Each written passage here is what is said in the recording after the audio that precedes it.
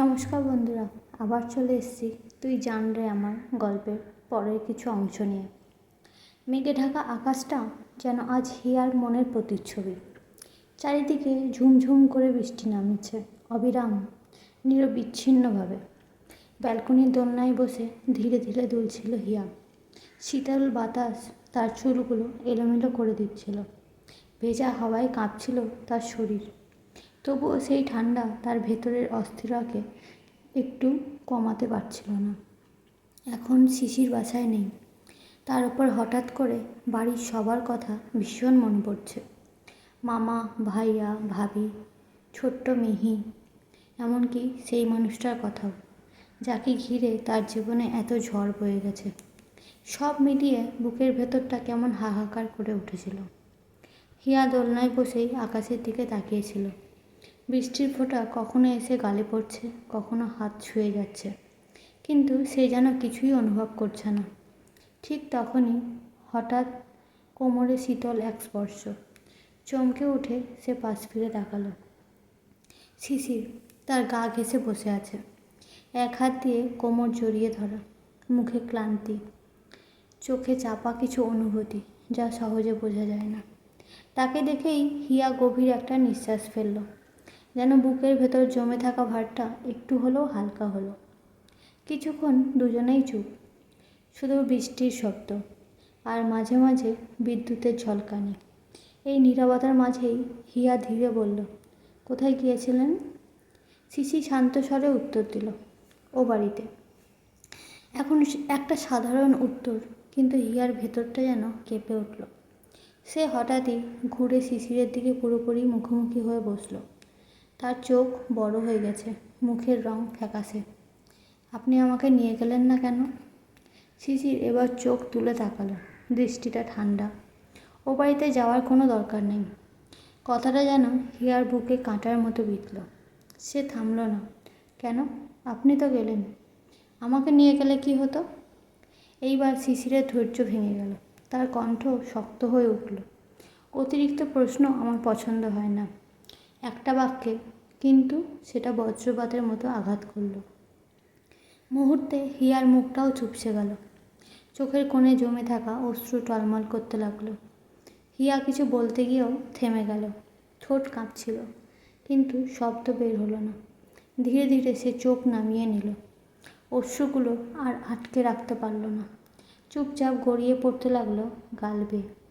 বৃষ্টির শব্দে যেন আরও জোরে শোনা যাচ্ছে এখন, যেন আকাশ তার সাথে কাঁদছে। শিশির চুপ করে আছে, তার হাত এখনও হিয়ার কোমরে, কিন্তু আগের মতো দৃঢ় নয়।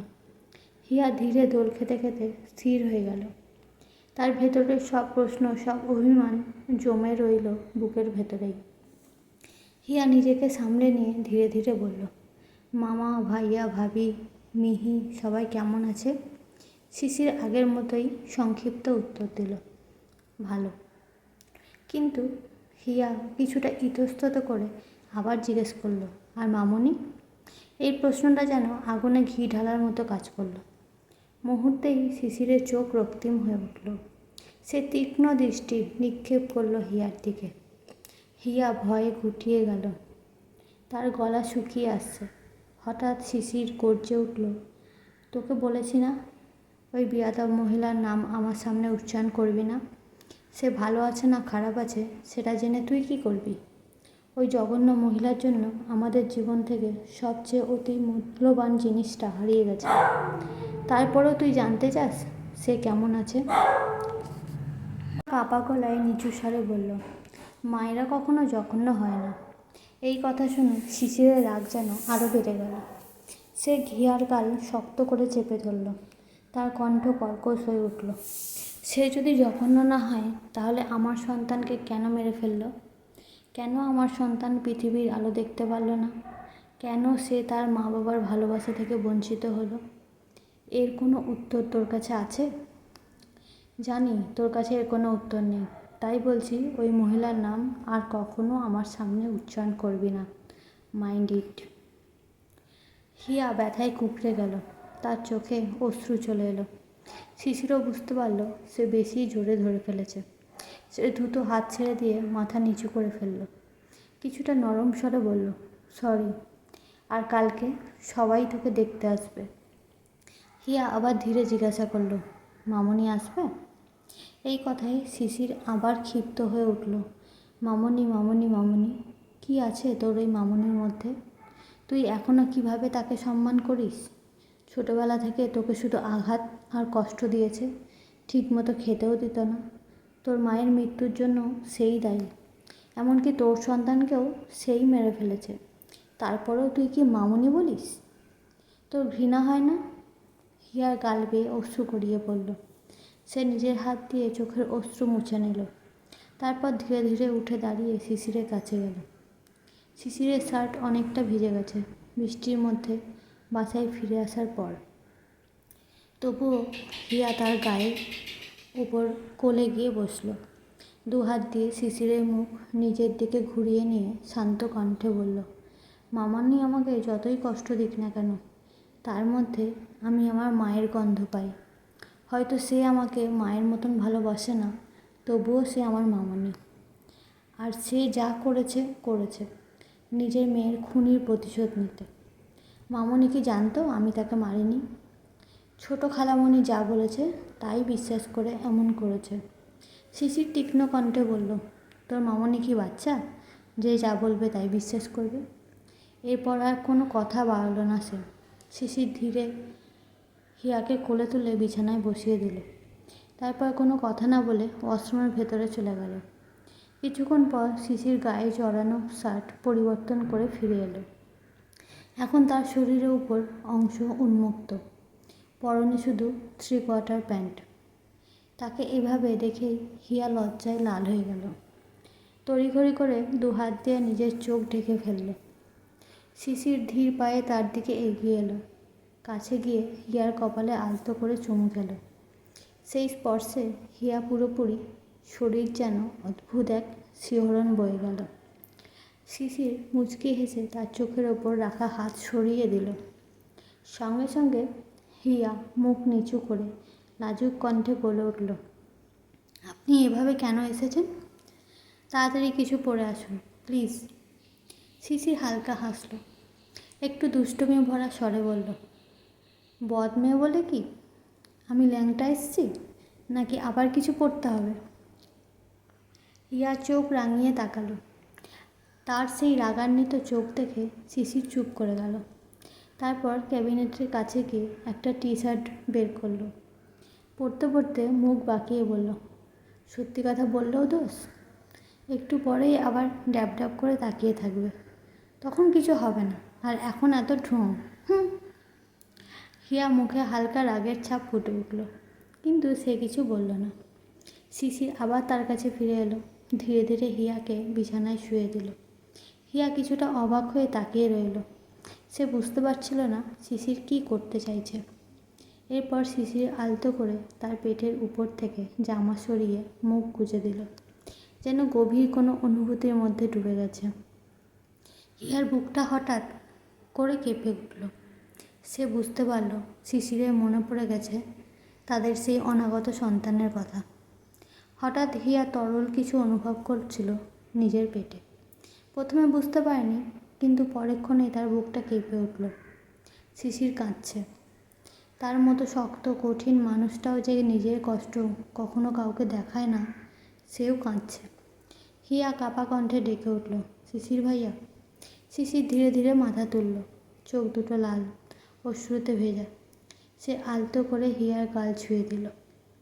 সেই স্পর্শে ছিল অনুতাপ, অসহায়তা। ভাঙা কণ্ঠে সে বলল, আই এম সরি মিষ্টি, আই এম রিয়েলি সরি। আমি আমাদের বেবিটাকে বাঁচাতে পারিনি। আমি সত্যি বাবা হিসাবে ব্যর্থ। কথাগুলো বলতে বলতেই তার কণ্ঠ ভেঙে যাচ্ছিল। হিয়া আর নিজেকে সামলাতে পারল না। সে শক্ত করে শিশিরের বুকে লেপ্টে রইল। সে নরম স্বরে বলল, শিশির ভাইয়া প্লিজ আর কষ্ট পাবেন না। সব কিছু আমাদের হাতে থাকে না। ভাগ্যে না থাকলে হাজার চাইলেও পাওয়া যায় না। আমাদের বেবিটা আমাদের ভাগ্যে ছিল না, তাই তো আমরা ওকে ছুঁতেও পারলাম না। কিন্তু এতে আপনার কোনো দোষ নেই। আপনি বাবা হিসেবে ব্যর্থ না, আপনি তো বেস্ট, আমার দেখা সবচেয়ে ভালো বাবা। এই কথাগুলো যেন শিশিরের ভেতরে জমে থাকা অপরাধবোধটাকে একটু হলেও নরম করে দিল। শিশির ধীরে ধীরে হিয়ার মাথায় হাত বুলিয়ে দিল। সেই স্পর্শে ছিল অদ্ভুত এক শান্তি। তারপর হিয়ার কপালে ছোট্ট একটা চুমু এঁকে মৃদু স্বরে বলল, মিষ্টি, তোকে আমি আবার একটা ছোট্ট বেবি গিফট করব। এবার আমাদের বেবিটা আমাদেরকে ছেড়ে যাবে না, আমাদের কোল আলো করে আসবে, তোকে মা মা করে পাগল করে দেবে। আমি জানি আমাদের প্রথম বেবিটাকে আমরা কখনো ভুলতে পারবো না, ও আমাদের হৃদয়ে থাকবে সবসময়, কিন্তু ওর এই অভাবটা আমার ভালোবাসা দিয়ে পূরণ করব নতুন করে। হিয়া মাথা নাড়ল। তার অনেক কষ্ট হচ্ছে, কিন্তু মুখে প্রকাশ করল না। এমনিতেই শিশির নিজেকে সব কিছুর জন্য দায়ী করে, তাই তার কষ্ট আর বাড়াতে চায় না সে। শিশির হিয়ার কপালে পরপর কয়েকটা চুমু এঁকে দিল। তারপর নাকে নাক ঘেঁষে ফিসফিসিয়ে আওড়ালো, মিষ্টি, তোকে যদি নিজের করে চাই তাহলে কি তুই বারণ করবি? শিশিরের কথায় হিয়ার বুকের ভেতরটা কেমন যেন কেঁপে উঠল। তার চোখে লাজ, ভালোবাসা আর অদ্ভুত এক শিহরণ। সে ধীরে ধীরে মাথা তুলে শিশিরের চোখের দিকে তাকালো। শিশির তখনও পলকহীন দৃষ্টিতে তাকিয়ে আছে তার দিকে, গভীর, তীব্র আর সম্পূর্ণ নিজের করে নেওয়ার এক আকাঙ্ক্ষা নিয়ে। হিয়া মৃদু কণ্ঠে বলল, আপনি সবসময় এমন করে বলেন কেন? আমি তো আপনার বউ, আমার উপর আপনার সম্পূর্ণ অধিকার আছে। শিশির ঠোঁটের কোণে হালকা হাসি ফুটিয়ে একটু ঝুঁকে এলো। তার কণ্ঠে নরম গাম্ভীর্য। তার মানে আমার যা ইচ্ছা আমি করতে পারি? এই কথায় হিয়ার বুকের ভেতরটা কেঁপে উঠল। সে লজ্জায় চোখ নামিয়ে নিল। গাল দুটো লাল হয়ে উঠেছে। কোনো উত্তর দিল না, শুধু নিজের নীরবে সম্মতি জানিয়ে দিল। শিশির কিছুক্ষণ তাকিয়ে রইল তার দিকে। তারপর একটু মৃদু হাসল, একটা তৃপ্তির, ভালোবাসার আর নিজের মানুষকে ফিরে পাওয়ার শান্তির হাসি। সে ধীরে ধীরে হিয়ার মুখের কাছে এগিয়ে এসে খুব নরম স্বরে ফিসফিস করে বলল, বউ রেডি হও আমার দেয়া ভালোবাসার যন্ত্রণাগুলো সহ্য করার জন্য। দেখতে দেখতে কেটে গেছে পুরো 1 সপ্তাহ। এই 1 সপ্তাহ অনেক কিছু বদলে গেছে। কষ্ট, অভিমান, ভুল বোঝাবুঝি সব কিছু যেন ধীরে ধীরে গলে গিয়ে জায়গা করে নিয়েছে শান্তি আর ভালোবাসা। আজকের সকালটা অন্যরকম। আজ শিশিরের জন্মদিন, আর সেই উপলক্ষে হিয়া আজ একবারে বাঙালি বউয়ের মতন শাড়ি পরে সেজেছে। হালকা মেরুন রঙের শাড়ি, কোমরে আঁচল গুজে নিয়েছে, চুলগুলো খোপা করে বাঁধা, সাধারণ অথচ অসম্ভব সুন্দর।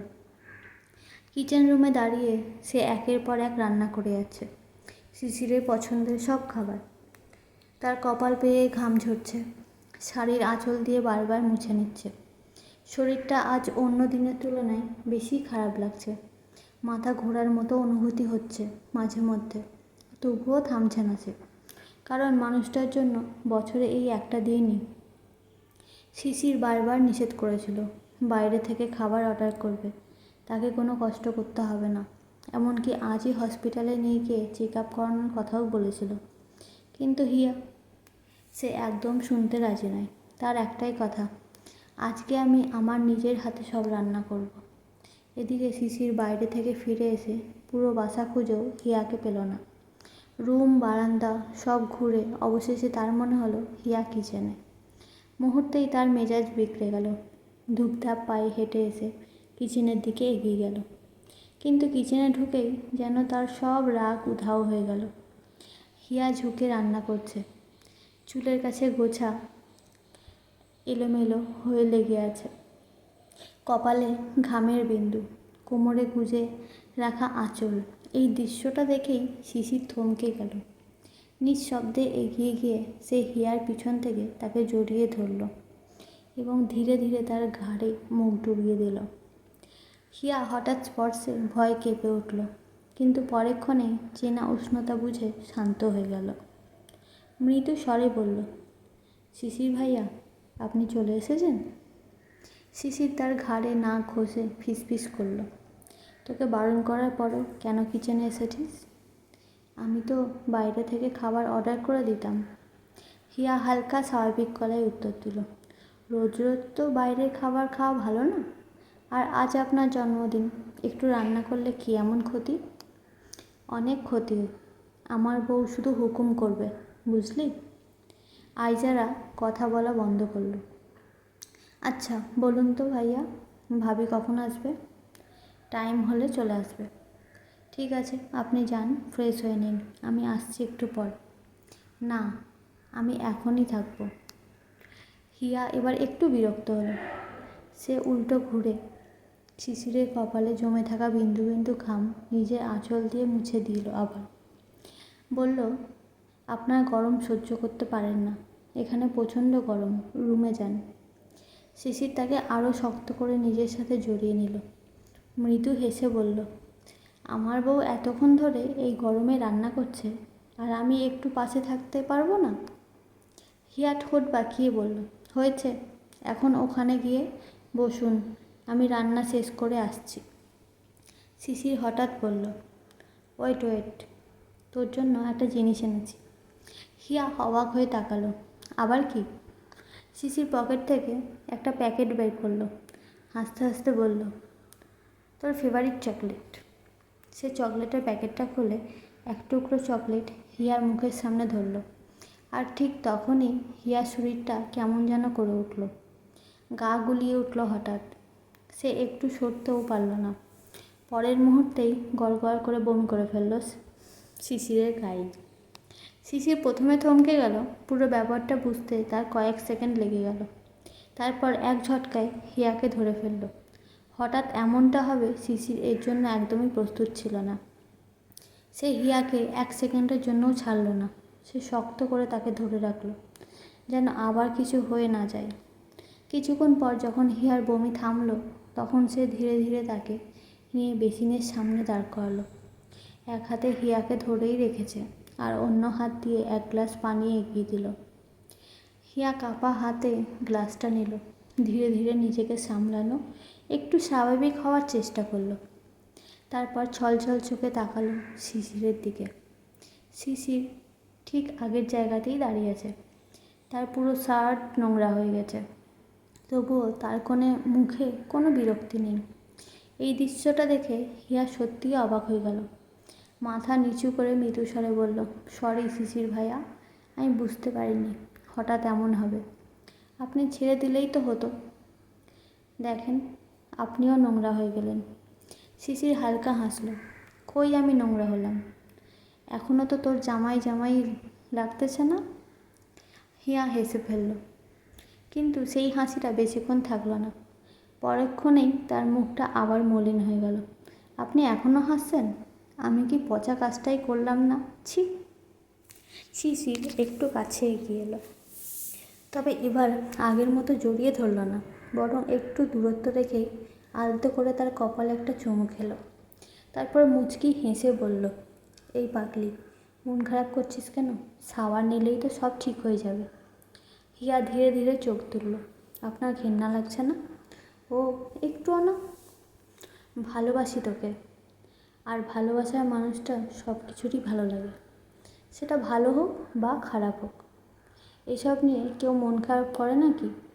আর এখনও শরীর খারাপ লাগছে মিষ্টি? হিয়া মাথা নাড়ল। মাথা ভীষণ ঘুরছে। তুই একে ফ্রেশ হয়ে বিছানায় গিয়ে শুয়ে পড়, আমি এই জায়গাটা ক্লিন করে আসছি। হিয়া অবাক হয়ে তাকালো। আপনি এসব ক্লিন করবেন? শিশির ভ্রু তুলে তাকালো। সো হোয়াট, আমি কি কিছু করতে পারি না? না তেমন নয়, কিন্তু এগুলো আপনাকে করতে হবে না, আমি করে নিচ্ছি, আপনি সরুন। এই কথা বলতেই শিশির হঠাৎ রক্তিম চোখে তাকালো। তার সেই দৃষ্টি দেখেই হিয়া আর একটাও শব্দ করারও সাহস পেল না। গুটি গুটি পায়ে সেখান থেকে সরে গেল। ধীরে ধীরে নিজের রুমের দিকে হাঁটতে লাগলো। রুমে ঢুকেও তার মাথা যেন কাজ করছে না। সে নিজেও বুঝতে পারছে না হঠাৎ এমন কেন হলো। তার থেকেও বড় প্রশ্ন, তার সবচেয়ে প্রিয় চকলেট, যেটা দেখলেই সে খুশিতে লাফিয়ে উঠত, আজ সেটাই গায়ের গন্ধেই তার সহ্য হচ্ছে না, বমি হলো। হিয়া এক হাত আস্তে আস্তে করে নিজের পেটে রাখলো, মনের ভেতরে অদ্ভুত এক অনুভূতি জাগলো, কিন্তু সেই অনুভূতি কী নাম দেবে জানা নেই তার।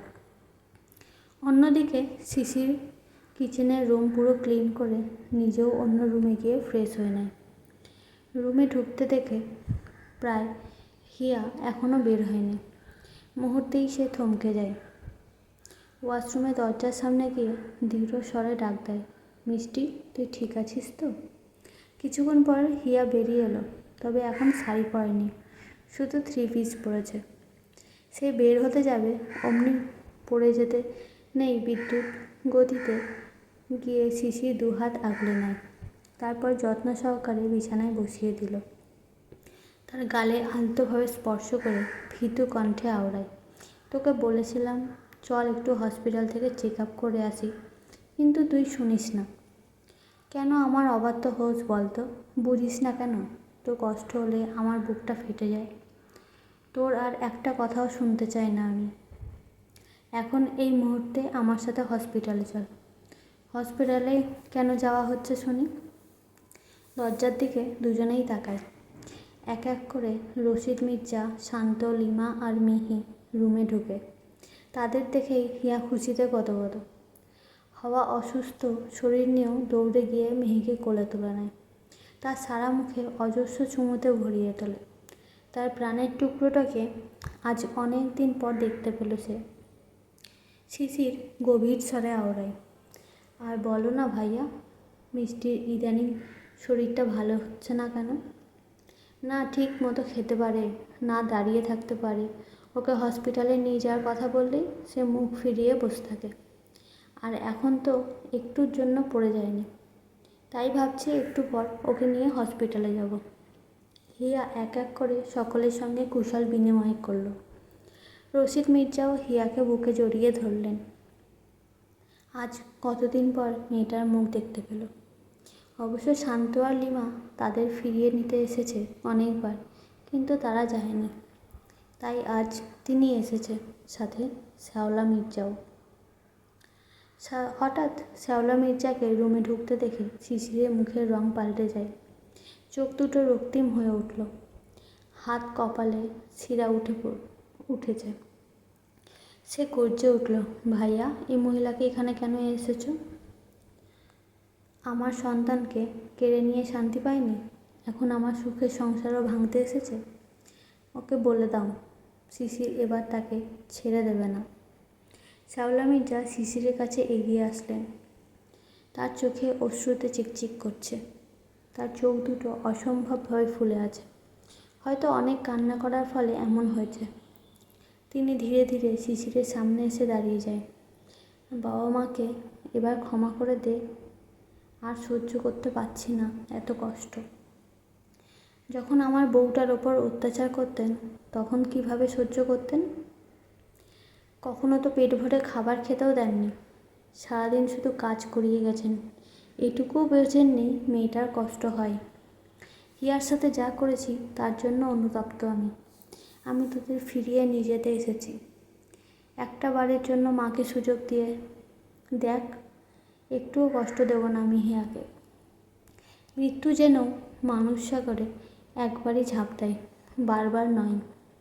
শিশিরের ছোট্ট কথায় শ্যাওলা মির্জা অনেক কষ্ট পেলেন, কিন্তু কিছু বললেন না।